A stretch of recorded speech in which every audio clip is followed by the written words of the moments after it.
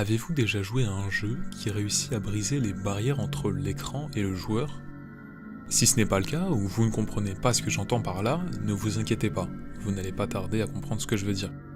One Shot est un jeu, on peut le dire, pas comme les autres. Il a certes l'air simple au début, et c'est ce que j'ai pensé aussi, mais on va voir qu'il est bien différent de beaucoup d'autres de son genre.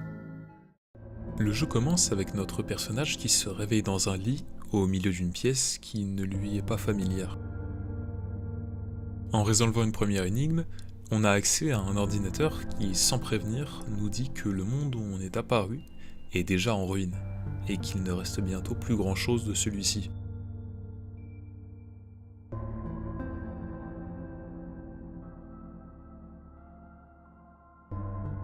Il nous dit aussi que nos actions affecteront Nico, qui est notre personnage. Et c'est à partir de là que le quatrième mur va être brisé. Non seulement parce que le message en face de nous est directement sur notre écran et ne fait pas partie intégrante du jeu, mais aussi parce que l'auteur du message utilise notre prénom directement, qu'il a récupéré sûrement grâce aux données de notre ordinateur. En avançant encore dans cette maison délabrée et en obtenant une clé, on a accès au sous-sol dans lequel se trouve une ampoule.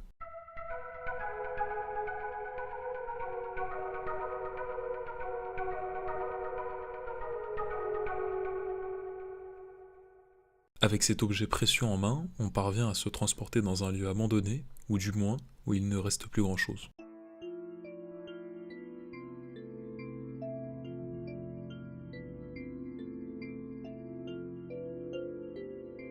Dans cette ère, on rencontre un robot qui nous parle d'une prophétie qui dirait que notre personnage est l'être qui sauvera ce monde des ténèbres éternelles. J'ai à présent divers choix de questions. Quand je lui demande un moyen de rentrer chez moi, il me dit que sa programmation l'empêche de nous aider. Super. Pour ce qui concerne ce monde, il n'a pas toujours été aussi morbide. La tour qu'on a aperçue au début abritait autrefois le soleil de ce dernier, et depuis, ces terres sont plongées dans une obscurité totale. Étonnamment, l'ampoule que l'on a obtenue représente le nouveau soleil de ce monde, et notre rôle est donc de le déposer en haut de la tour. C'est d'ailleurs pour cela que tout le monde va nous appeler le Messie. Enfin, quand on demande au robot des informations au sujet de l'ordinateur qui, je le rappelle, nous a parlé directement à nous, les choses deviennent plutôt intéressantes. En effet, c'est à partir de ce moment-là que Nico, notre personnage, est mis au courant de notre existence et que nous sommes là pour le guider à travers son aventure. Et c'est aussi à ce moment-là que l'on va être en capacité de communiquer directement avec lui.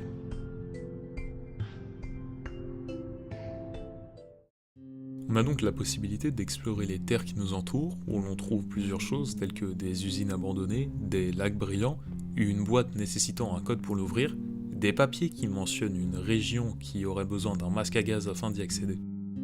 Mais on tombe aussi sur la maison d'une personne, Silver, qui commence par juger Nico en disant qu'il ressemble à un chat et qu'il est bien jeune pour avoir un rôle aussi important. De plus, Silver nous met des doutes, en nous suggérant de laisser ce monde mourir car cela fait bien longtemps qu'il est en ruine et qu'il n'y a aucune garantie que le soleil le sauve. Elle nous fait aussi part d'un terme qui va être plutôt récurrent, le fait qu'un robot soit apprivoisé. On comprendra plus tard la signification de celui-ci. En avançant un peu plus, on trouve un lit pour se reposer, ce qui ferme le jeu sur le coup. Mais en le relançant, on aperçoit Nico au milieu d'un champ de blé, ébloui par le soleil.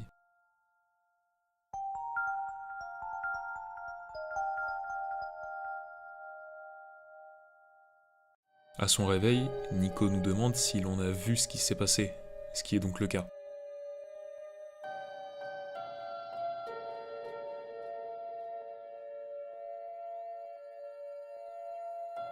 Il nous pose des questions sur le monde dans lequel on vit et on se rend vite compte que notre monde et le sien ont beaucoup de similarités. Peut-être qu'au fond, malgré la distance entre nous deux, nous ne sommes pas si différents que ça. Mais peu importe, il faut trouver un moyen de sortir de là. Après avoir récolté des éléments à droite à gauche, on parvient à alimenter l'usine principale de la zone, redonnant vie à tous les appareils électroniques aux alentours, tels que les robots et les ordinateurs. J'avais trouvé une boîte nécessitant un code pour l'ouvrir, mais j'avais beau chercher, aucune trace de celui-ci. Et cet ordinateur me dit que le code n'existe plus dans ce monde. Et encore une fois, il me demande directement à moi si j'ai compris ce que ça voulait dire. Ce qui est problématique parce que j'ai passé une demi-heure à chercher et je sais toujours pas de quoi il parle.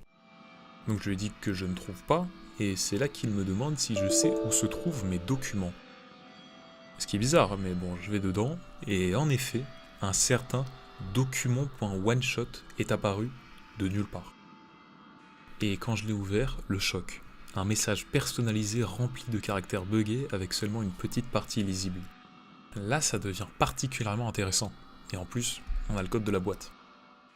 À l'intérieur de celle-ci, on a un masque à gaz et un carnet mystérieux écrit dans une langue inconnue, et pour une raison que j'ignore, un amas de pixels surgit de nulle part en face de moi sans que je sache de quoi il s'agit. Avec le masque à gaz équipé, je peux enfin étendre ma zone d'exploration. Là-bas, je trouve des notes qui me donnent des étapes à suivre pour produire de l'acide, ce qui pourra me servir plus tard, je pense. Plus loin, un village abandonné de robots se tient devant moi, j'explore chaque maison, et j'y trouve une seringue vide, une éponge et des gants en caoutchouc.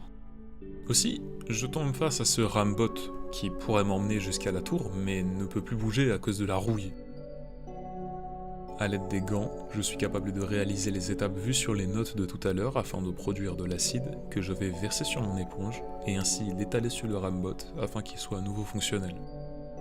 Le problème étant qu'il ne se souvient pas de la position de la tour, et me demande donc d'aller voir Silver. Arrivée chez elle, elle me dit que les Rambots peuvent retrouver des matériaux depuis leur emplacement source. Elle tend ainsi à Nico un médaillon de trèfle noir, fleur commune de ce monde. Au moment de partir, Nico demande s'il y a quelque chose que l'on peut faire pour la remercier, et cette chose étant, une partie d'échecs. Autour de cette partie, Silver nous parle plus en détail des robots apprivoisés.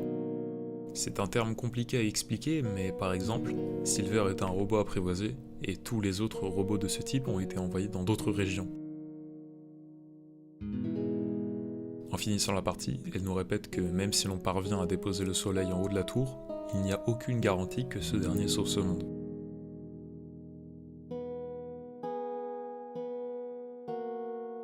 Mais sur ce, il est temps de partir vers de nouveaux horizons.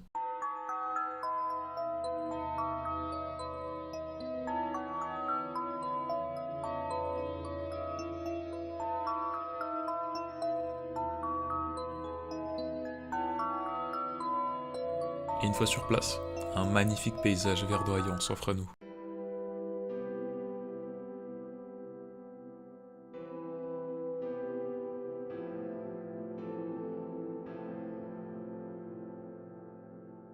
L'une des premières personnes que l'on va rencontrer, c'est ce garçon qui est à la recherche de sa petite sœur qui serait perdue dans la forêt. En explorant un peu plus, on tombe sur une sorte de temple dans lequel on retrouve un ordinateur familier. Il nous dit que cette fois-ci, l'information que l'on a besoin est tombée à l'endroit le plus simple d'accès sur ma machine. Donc il me demande si je vois cette information, et c'est pas bien compliqué pour moi cette fois-ci, parce que je sais pas comment, mais ce PC a littéralement modifié mon fond d'écran pour qu'il ressemble à ça. Alors je ne sais pas encore ce que ça signifie, mais je pense que je vais pas tarder à le savoir. À l'intérieur du temple, certaines portes sont bloquées par de grosses ronces comme celle-ci. Et ça tombe bien, car on trouve un peu plus loin un long couloir avec une petite fille qui voudrait avoir le soleil pour la réchauffer. Et quand je lui donne, les portes sont ouvertes. Derrière l'une de ces portes, il y a à nouveau un lit qui se présente au bon moment car Nico est fatigué. Et une fois de plus, on aperçoit son rêve, au milieu d'un champ de blé, et il aperçoit à l'espace d'un instant son village natal.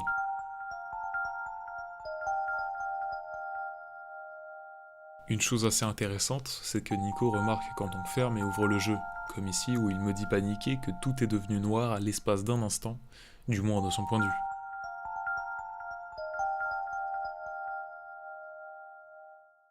On se rend ensuite dans un village isolé au milieu de la végétation. En allant dans les maisons pour parler aux habitants, chacun me parle de leurs problèmes, ayant tous comme source la disparition de la lumière du soleil.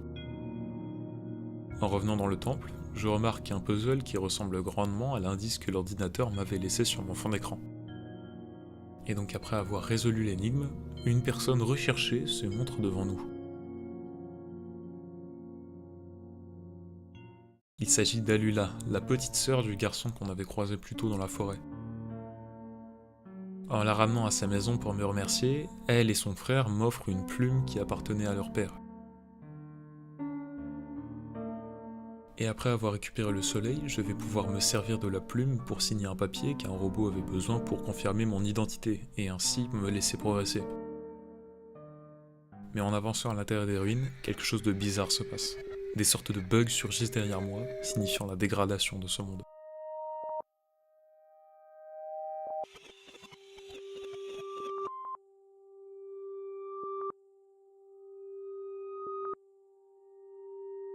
Soudain, au bout du couloir, une grande lumière apparaît et laisse place au refuge.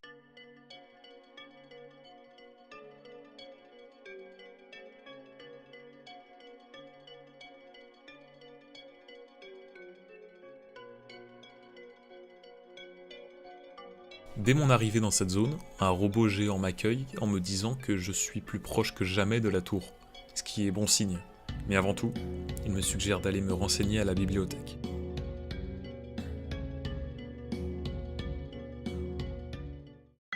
En me baladant un peu plus, je débouche sur une grande vue sur l'entièreté de la ville. Nico compare ce paysage à celui de son village en me disant que les deux n'ont rien à voir et pourtant leur beauté est égale. Il me demande ainsi l'endroit dans lequel je vis moi, qui se rapproche beaucoup plus de la ville que d'autres choses en réalité. Ça n'a pas l'air de grand chose comme ça, mais ces petits passages où l'on a une chance de discuter avec notre propre personnage font partie de ce qui rend ce jeu unique. Et en parlant de choses uniques, le revoilà. Sans tarder, il me tend une pellicule et me dit de l'exploser au néant et que la réponse me sera donnée lorsque je la ramènerai. C'est curieux comme formulation. Bon, un peu confus, je lui demande de l'aide et il me dit qu'il faut que je glisse la fenêtre qui relie nos deux mondes dans le néant, qui s'étend au-delà de ma vision. Vous suivez? Et donc en utilisant la pellicule et la glissant dans le néant,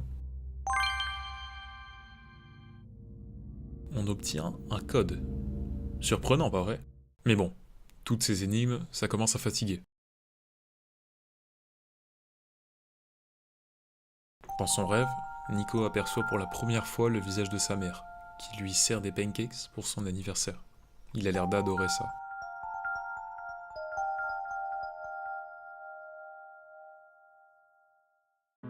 À son réveil, j'ai remarqué que l'ascenseur pour descendre vers la bibliothèque a son bouton manquant. J'avais donc comme mission d'en fabriquer un. En visitant les appartements disponibles à proximité, je réussis à me procurer une boîte de conserve que je vais découper à l'aide de ciseaux pour faire un semblant de bouton que je vais magnétiser grâce à des aimants trouvés sur un frigo, le tout consolidé avec le ruban adhésif fixé à cette table. Et avec les talents de Nico en art plastique et le code de sécurité que j'ai trouvé juste avant, on a réussi à débloquer l'accès à la surface du refuge. Une fois en bas, il me suffit de localiser la bibliothèque, qui devrait me donner des infos sur ce que je dois faire par la suite. Mais en appelant la bibliothécaire en chef pour m'aider...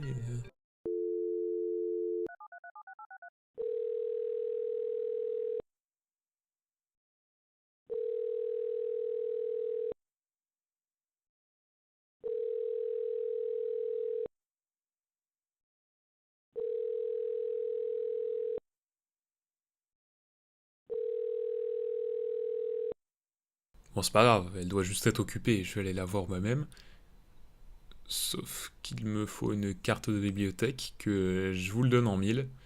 Seule la même personne sait comment s'en procurer une. Donc on la rappelle.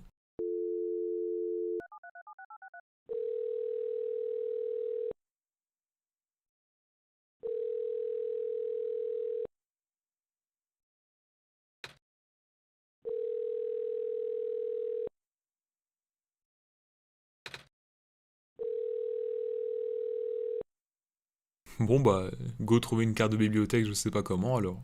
Plus loin, je tombe sur une usine où je dois résoudre un casse-tête, qui est un peu beaucoup basé sur l'aléatoire, mais écoutez, on n'est pas là pour juger. Derrière celui-ci, on trouve une figure familière à laquelle j'explique mon problème, et qui me propose très gentiment de me prêter sa propre carte. En sortant de la pièce, Nico me dit qu'il a bien repéré la ressemblance que cette dame avait avec le robot de la lande. En lui montrant l'ambre donné par Silver, elle me raconte ce qui s'est passé. Celui de la lande était censé être une découverte majeure basée sur sa propre créatrice pour assurer le succès. C'était le premier robot qui avait pour rôle d'agir et de penser comme une vraie personne, mais le robot est devenu instable et s'est rebellé. La raison pour laquelle ce même robot a été amical avec nous est parce qu'il a été réparé il y a bien longtemps, mais le mal a été fait et une ingénieure n'aura plus jamais l'occasion de revoir sa création sous sa forme désirée. Mais revenons-en à cette carte de bibliothèque. Donc sans réfléchir, je récupère ce tube de colle sur cette étagère et je fonce réparer cet appareil photo avec des lentilles que j'avais récupérées plus tôt. Une fois tout ça de fait, le tour est joué et j'ai enfin ma carte. Elle me permet donc d'aller voir la bibliothécaire en chef qui, étonnamment, n'a aucun indice sur comment rentrer dans la tour, car aucun livre n'en parle. C'est bête parce qu'il faudrait vraiment avoir un livre mystérieux dans une langue inconnue pour pouvoir avancer. Ah ok, let's go. En lui donnant le carnet, elle paraît un peu suspicieuse et nous dit qu'elle va mettre un peu de temps à traduire tout ça. Pendant ce temps, elle nous suggère d'aller nous reposer. Et comme prévu, on observe un nouveau rêve de Nico. Et dans celui-là,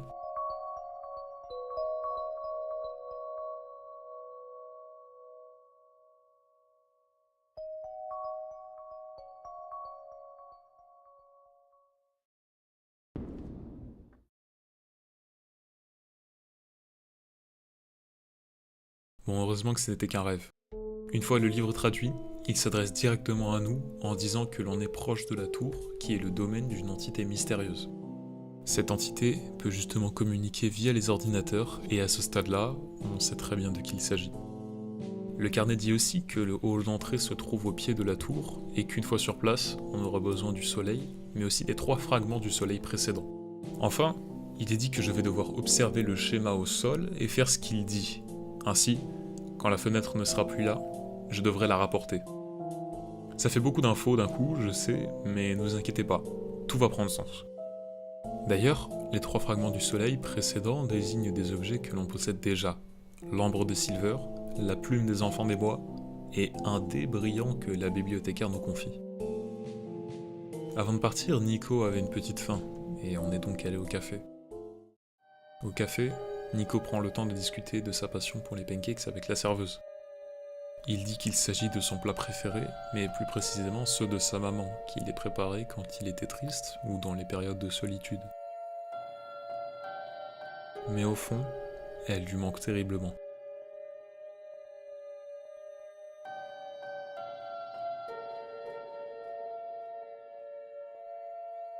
En plus, il commence à avoir des doutes sur ce qu'il fait ici, si son aide va réellement sauver ce monde.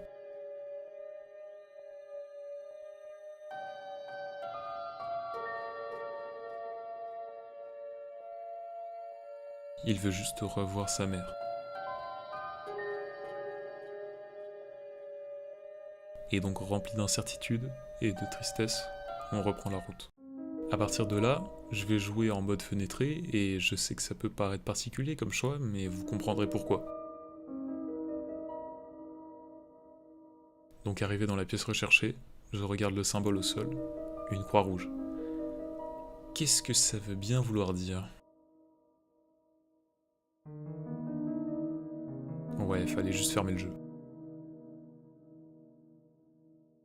Et quand on le rouvre, Nico se retrouve dans un lieu obscur et vide.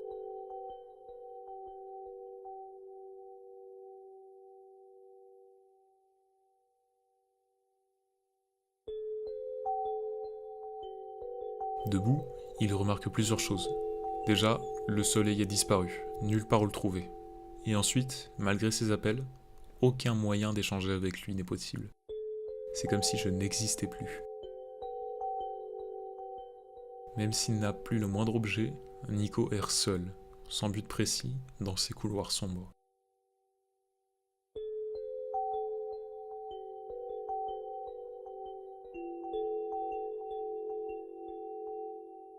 Jusqu'à le retrouver.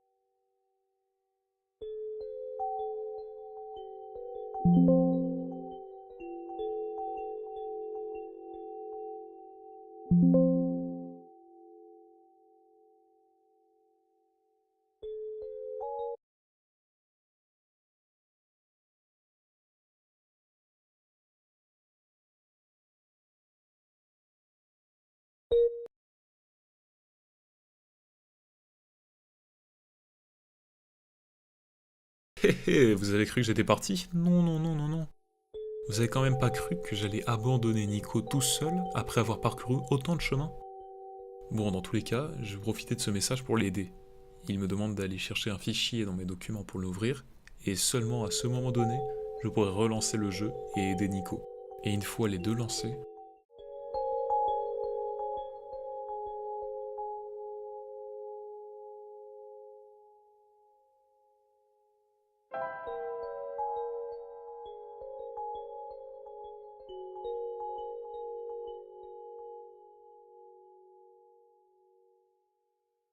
dans son inventaire, un trèfle noir est apparu, et en l'équipant, il figure en bas à gauche de l'écran, et l'ordinateur s'est allumé.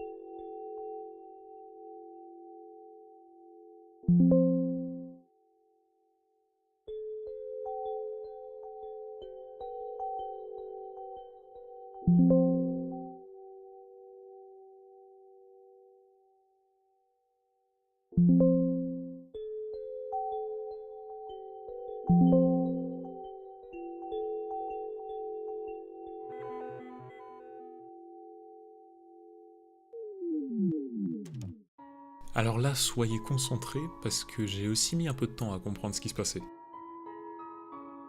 La deuxième fenêtre que le jeu m'avait demandé d'ouvrir s'est modifiée pour me guider à travers ce lieu inconnu, avec chacune des directions étant reliée à un message. Par exemple là, le message nous dit « Tout à l'heure je ne vous ai dit que le strict minimum sur l'entité, et il faut aller à gauche ».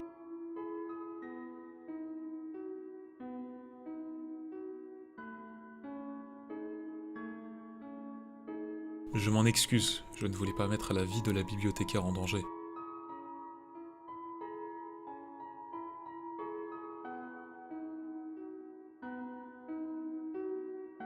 Cet être a le pouvoir de réduire au silence les gens qui découvrent sa vraie nature.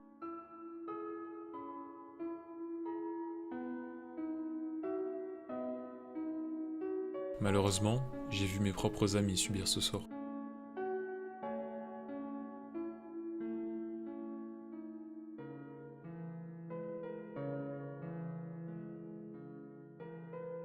Ah, ne vous en faites pas, l'entité ne peut pas vous attendre.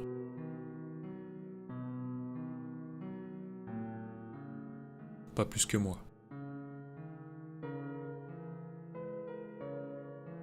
J'ai déjà quitté le monde tel que je le souhaitais. Je n'ai jamais souhaité l'existence de l'entité.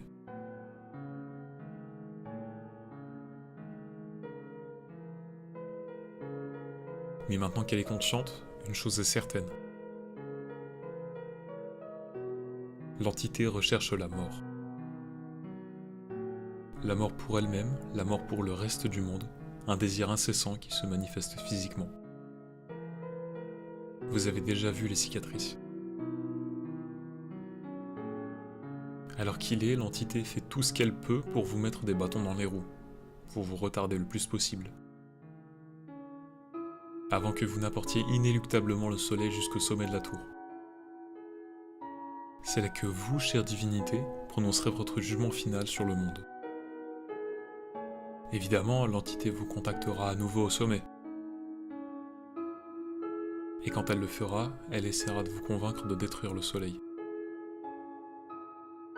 Ce qui entraînera immédiatement la fin du monde. Non, non, ce n'est pas aussi simple. Pardon, je sais pas quoi dire dans une situation pareille. mais je pense qu'il faut que je vous dise la vérité. Le soleil est ce qui relie le Messie à ce monde.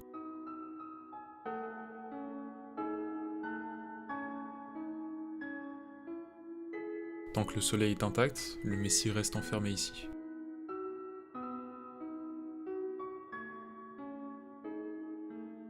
Détruire le soleil détruira peut-être ce monde, mais...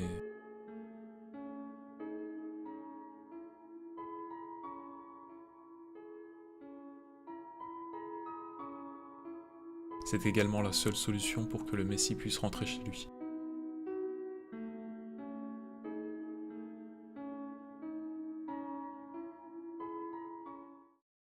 Je ne pensais pas que les choses pouvaient se terminer ainsi. Pardonnez-moi. Au bout de tout ça, le soleil se tient devant Nico, intact. Et malgré le désespoir, on parvient à reprendre contact avec lui et à le rassurer.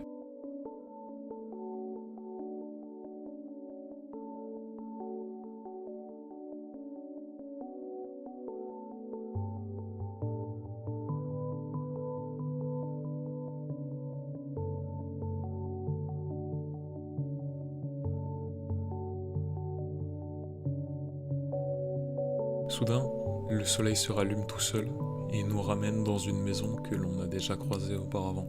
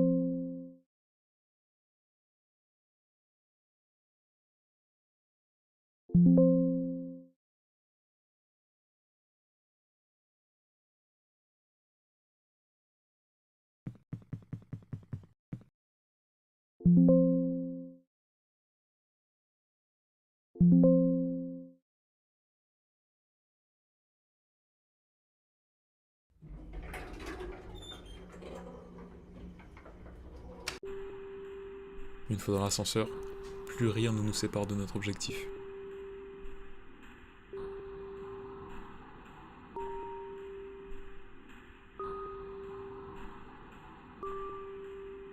Nico nous dit qu'il a hâte de sauver le monde et de pouvoir rentrer chez lui, et il a confiance, car on est avec lui.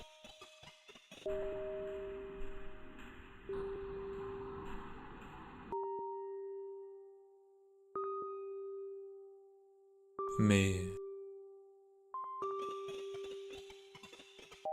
ce n'est pas si simple. Il est temps de lui dire la vérité.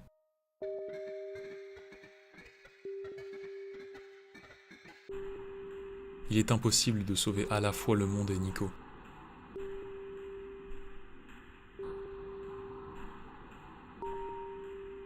Pour le renvoyer chez lui, il faut briser l'ampoule, ce qui amènera à la conclusion de ce monde.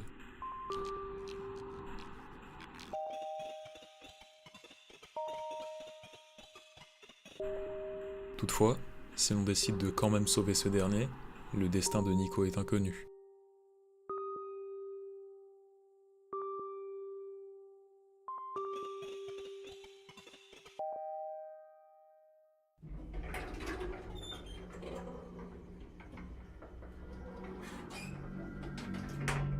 Et donc sur place, il est temps de faire un choix.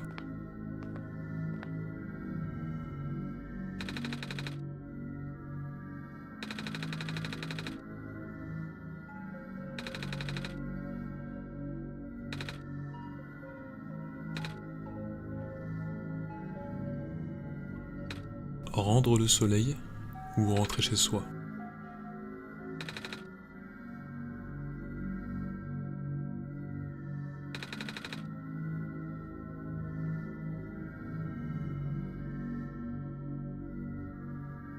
Je sais que le monde a besoin de cette lumière, mais réduire à néant la vie d'un enfant qu'on a accompagné tout le long de son aventure n'est pas une option.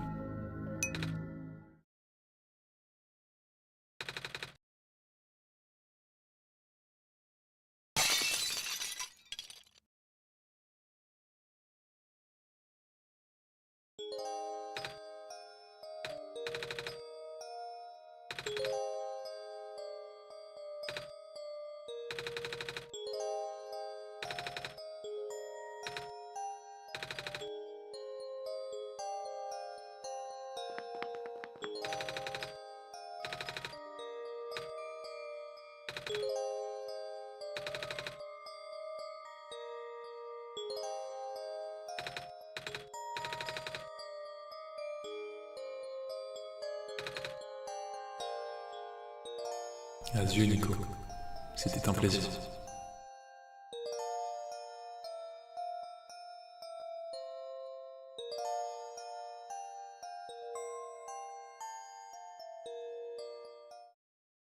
Thank you.